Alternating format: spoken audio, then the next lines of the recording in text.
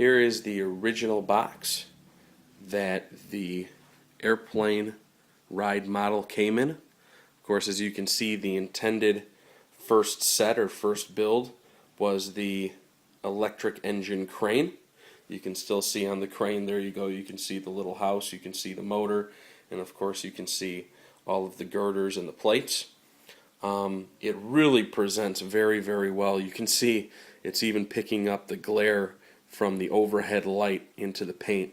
Of course, there are some small imperfections. You have right here where the clasps will close over. You have some paint wear, some little spots here and there, a little bit up in the corner. But overall, as you can see, for this type, I mean, it looks fantastic.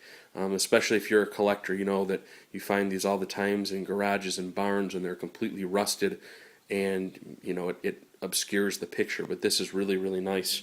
The inside is just as nice. You can see on the inside that you have a repeat of the graphic, and it's just as nice on the inside. You can even see all of the parts laid out here. These are all the parts that came with the set. They of course don't make it onto the airplane ride, but you can even see that it has all the extra parts. I mean, this is something that goes missing all the time, is the little crane hook, but that's even included. You can see the erector parts canister. This is not a reproduction, this is original to this. You can also see the wheels. It doesn't even look like they've been used. They're in pristine condition.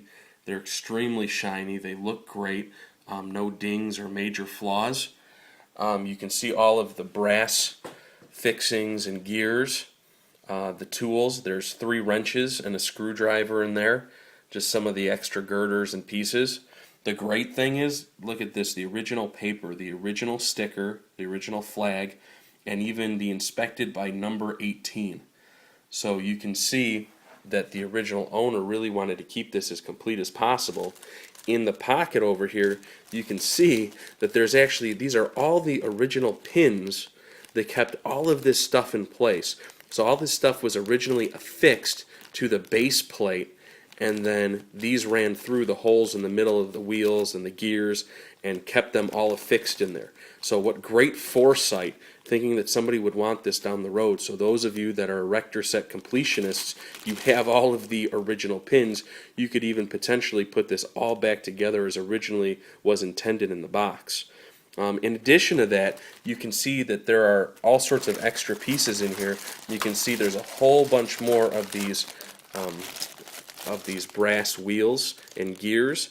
What I did was I made sure that I kept everything as intended by the person that I purchased this from.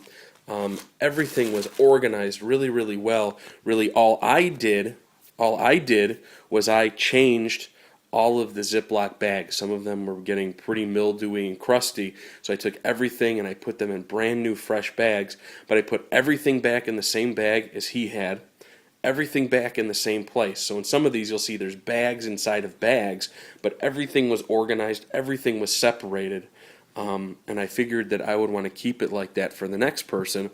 I'm not too familiar with erector sets, but I do know that you want to try to keep everything as organized as possible for the projects. So you'll notice over here, again, there's just a huge, vast amount of pieces. This is what I'm going to cover in the next video, but this all comes with the airplane ride. This is all part of the same lot. Here's another good look at the original erector set box, and we'll look at the other pieces in the next video.